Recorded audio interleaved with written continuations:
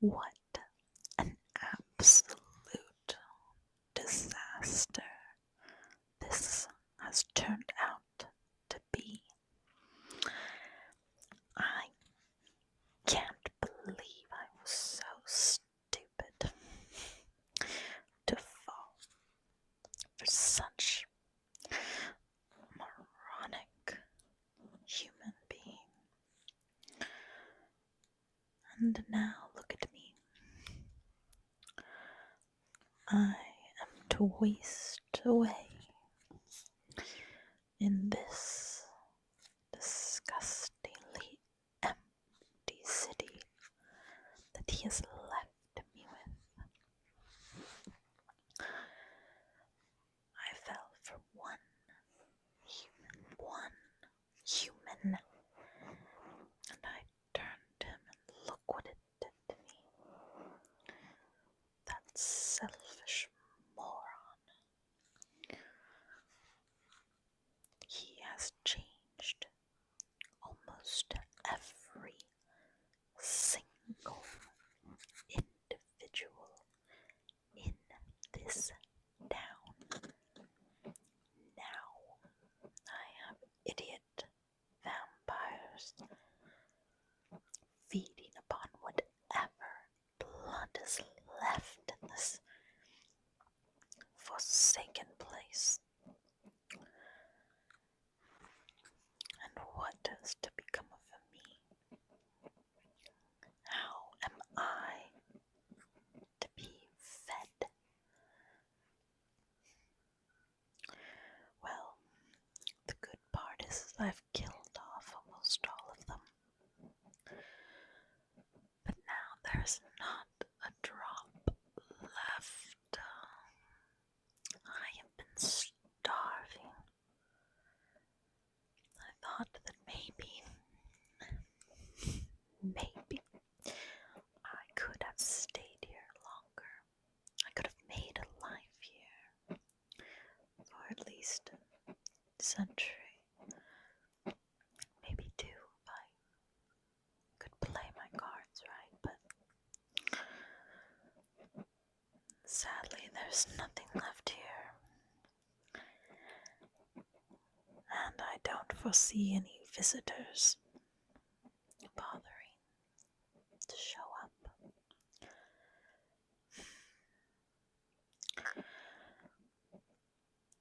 I think that tonight I will have to go out and take care of the remaining vampires and what's left of this mess.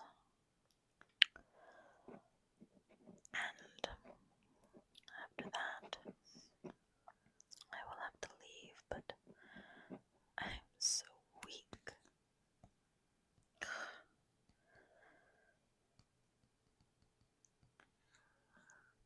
So weak.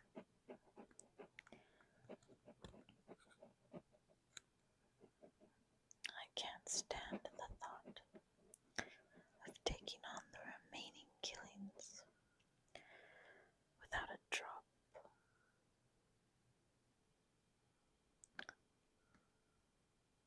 What? Oh my. Oh my. Why, hello there. Oh, you are most welcome.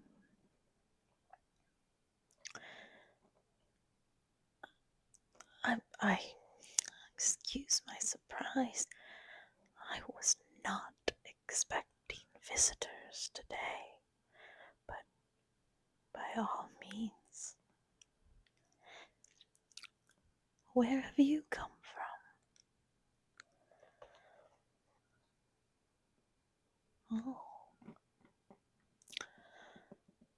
Oh, I see.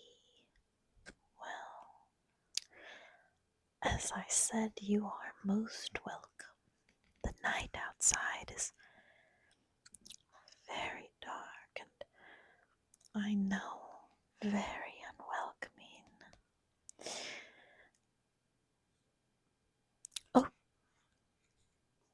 Oh, yes. Yes, it is quite an empty town. Well, you see, we've recently had a lot of people wander off for for job opportunities. Yes, so very, very few people in the city today, and less so. It is night after all. Would you would you be wanting to stay with us tonight? Oh, I think we can definitely arrange something for you. Of course, of course. But please go ahead, put your backs down.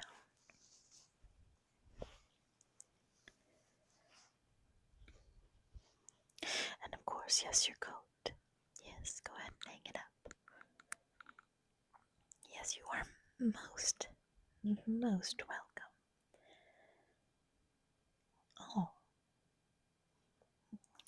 well, I only keep saying it because I'm just so happy to have a guest after so so long without someone here.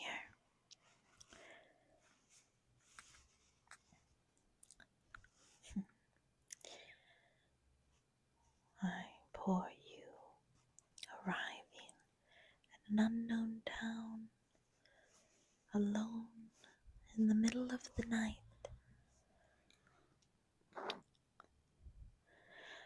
Yes, of course. Well, there is a room available. You are most, most welcome to it.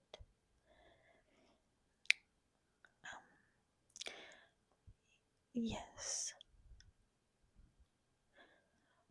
Oh, oh, this door is locked. Yes, well, um, you know what? I would love for you to stay here for a little bit till we gather some information, and they further prepare the room. Yes.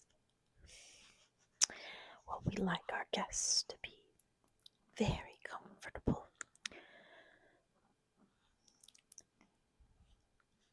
Relax, please.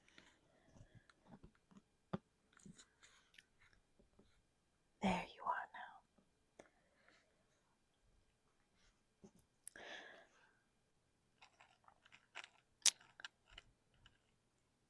now. Oh, I've been in this town a long time. Yes, quite a few years, in fact.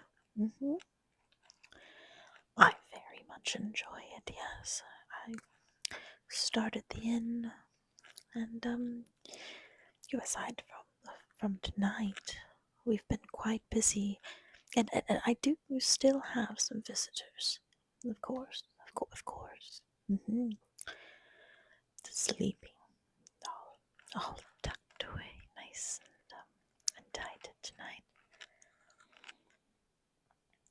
Oh, have you seen those? Yes.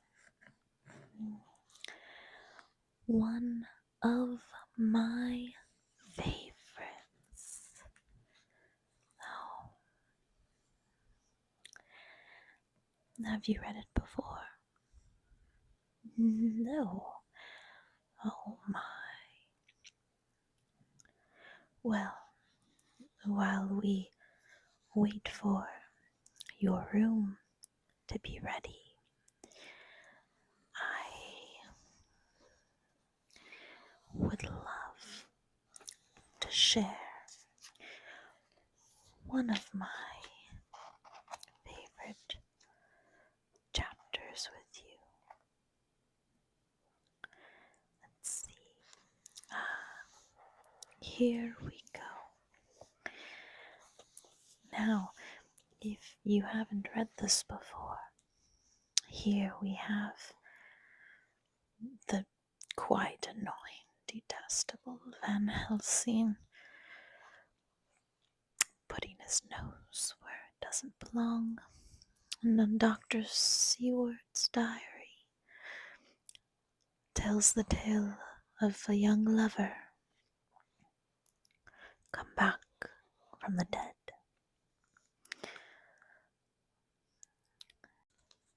It reads, "It was just 12:15 when we got into the churchyard over the low wall. The night was dark with occasional gleams of moonlight between the rents of the heavy clouds that scudded across the sky. We all kept somehow close together with Van Helsing slightly in front as he led the way. When we had come close to the tomb, I looked well at Arthur. If you have not read this before, our lovely little Lucy has quite a long list of lovers.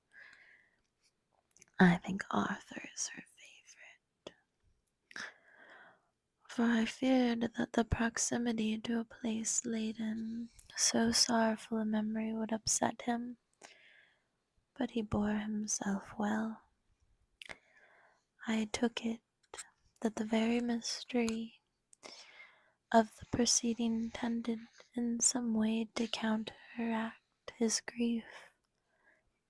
The professor unlocked the door and, seeing a natural hesitation amongst us for various reasons, solved the difficulty by entering first himself. The rest of us followed, and he closed the door. Then he lit a dark lantern and pointed to the coffin. Arthur stepped forward hesitantly. Van Helsing said to me, "You were with me here yesterday. Was the body of Miss Lucy in that coffin?" Ooh, delightful. He responds, "It was."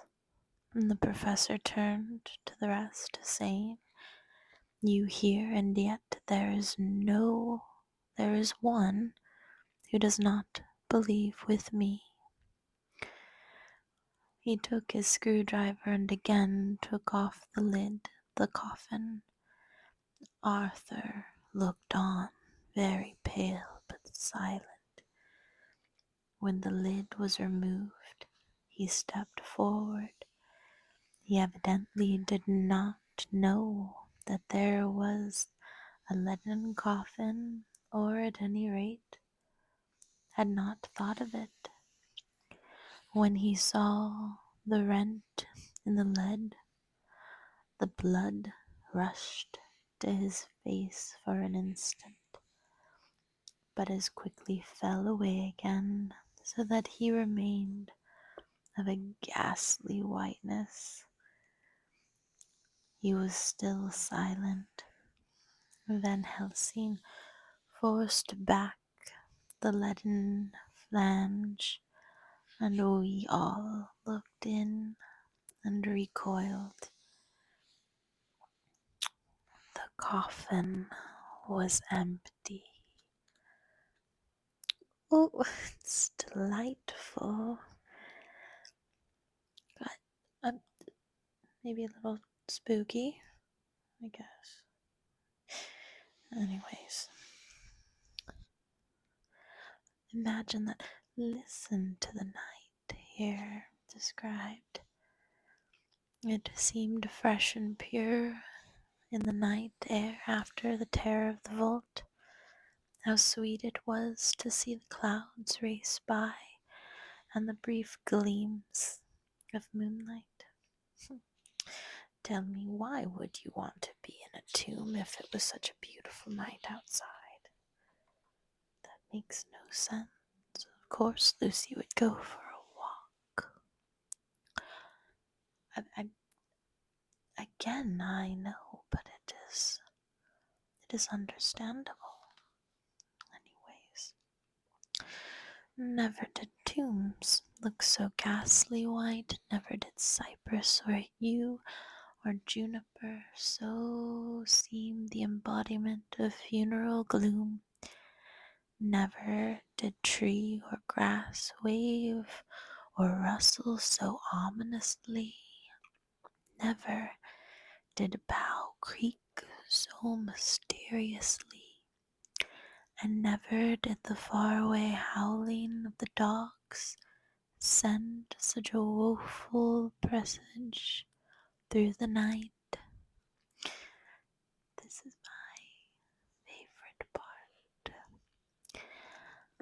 There was a long spell of silence, big aching void, and then from the professor a keen he pointed, and far down the avenue of yews we saw a white figure advance, a dim white figure which held something dark at its breast. The figure stopped, and at the moment a ray of moonlight fell between the masses of driving clouds and showed in startling prominence a dark-haired woman dressed in the servants of the grave. We could not see the face, for it was bent over what we saw to be a fair-haired child. There was a pause and a sharp little cry, such as a child gives in sleep, or a dog lies before the fire and dreams. We were starting forward, but the professor's warning hand, sent and seen by us as he stood behind a yew tree, kept us back. And then, as we looked, the white figure moved forward again. It was now near enough for us to see clearly, and the moonlight still held. My own heart grew cold as ice, and I could hear the gasp of Arthur as we recognized the features of Lucy Westenra. Lucy, but yet how changed! The sweetness was turned to heartless cruelty, and the purity to voluptuous wantonness. Van Helsing stepped out, and obedient to his gesture, we all advanced too. The four of us reined in a line before the door of the tomb, and Van Helsing raised his lantern and drew the slide. By the concentrated light that fell on Lucy's face, we could see that the lips were crimson with fresh blood, and that the stream that trickled over her chin and stained the purity of her long death robe. Oh, that just makes me so hungry. I mean, let's read right. Oh, after they make her mad, I love this. Never did I see such a baffled malice on a face, and never, I trust, shall such ever be seen again by mortal eyes. The beautiful color became livid, the eyes seemed to throw out sparks of hell fire. The brows were wrinkled as though the folds of flesh were the coils of Medusa's snakes, and the lovely blood-stained mouth grew to an open square. If ever a face meant death, if looks could kill, We saw it in that moment. Oh my. Mm, what a beautiful young lady, don't you think? Hmm. Well, she sounds quite much more sexual to me now, but okay. Reading this book always makes me so hungry.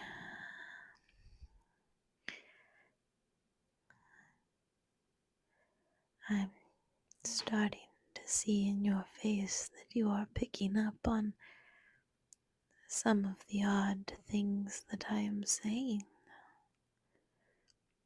If I dare say, you are starting to look as bewildered, or dare I say, as frightened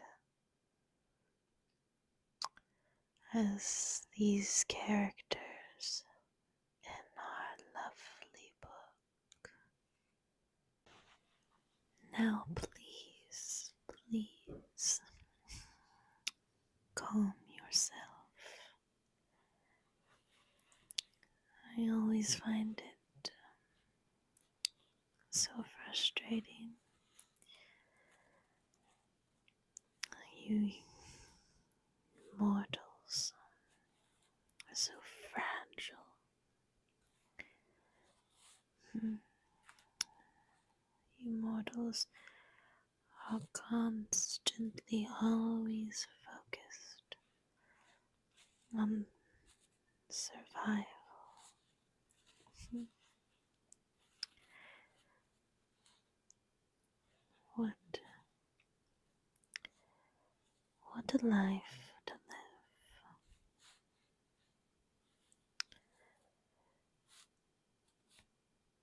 In constant fear,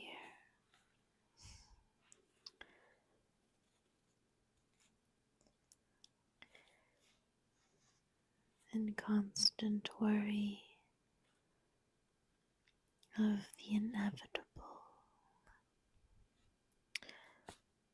that sweet, sweet rest,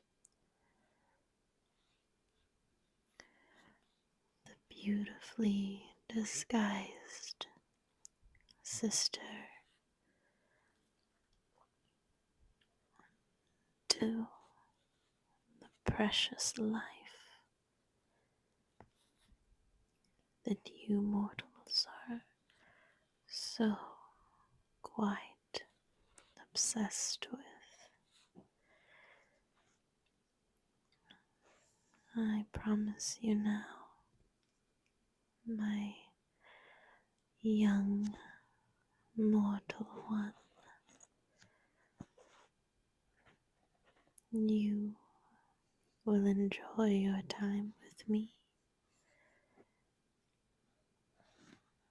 I have never had a complaint,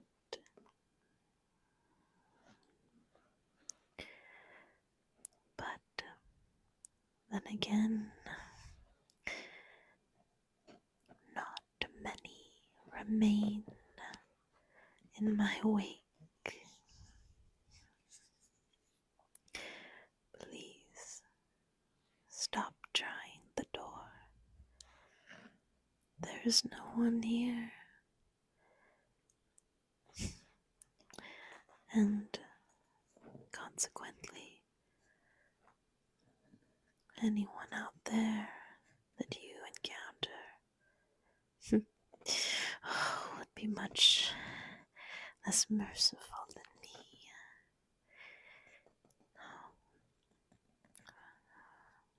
But I think at this point you can tell I am quite lost as far as my patience goes.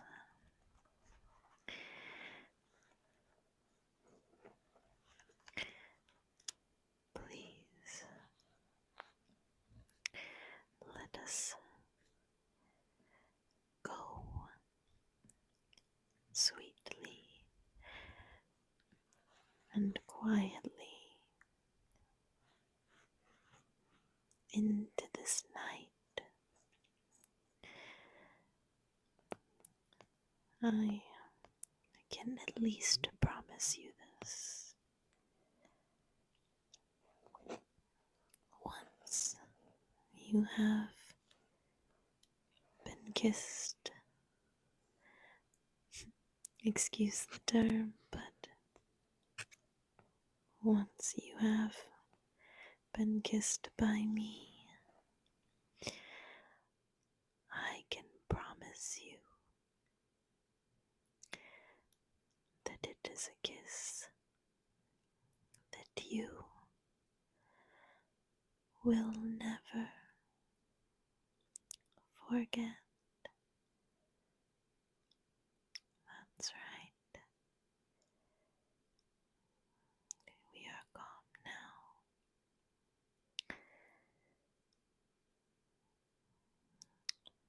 You will stay and let my spell work upon you. Yes, yes, of course. You are most welcome to stay with me now that you see reason. And I promise you that you will have a night that you, my darling one, shall never